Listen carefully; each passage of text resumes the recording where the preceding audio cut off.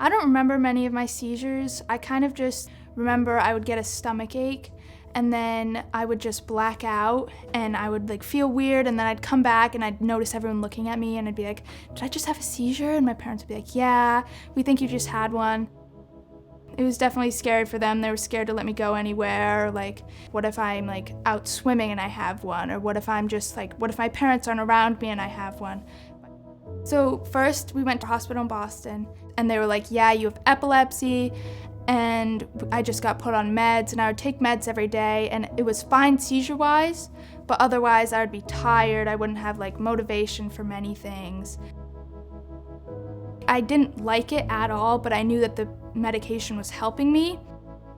I kind of didn't really process how fatigued or like bad I was feeling. My parents kind of just noticed it. They'd tell me if I didn't take it, I'm gonna have a seizure, or you're gonna get a bad stomach ache if you don't take it. So I would just take them, go along with it. But they really knew like the bad things that would happen if I didn't. So then we went to meet with Hasbro, and we met Dr. Bartolini, Dr. Assad, and Dr. Sfokos, and they really made us feel like as safe as we possibly could when dealing with a major surgery, because they knew almost everything.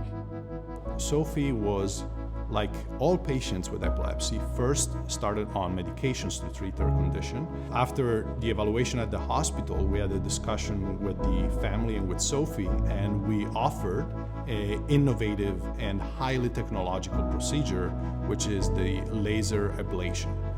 I went in 10 days before the surgery and I got screws in my head, which would be where the lasers are going.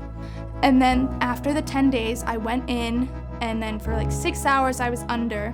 I came back, I can't remember much. I was in the PICU for one night, and then the day after I left, I was out. We want children of Rhode Island to be treated in Rhode Island. We want these families to have the ability to not have to travel hundreds of miles to get advanced procedures. The procedure was successful, and she is now off medications, enjoying life. After the surgery, I had a lot more energy and I was able to go back into all of my running sports. And so I ran states and I did surprisingly well for just getting a brain surgery. But I just felt like I did so much better and I could run so much easier, and then I wasn't tired. I can go out and do whatever I want now without that thought in the back of my head, like, what if you have a seizure? What if no one's there? So now I just know I can do so much more than I could before. Just a normal girl living her normal life without having to worry about having a seizure.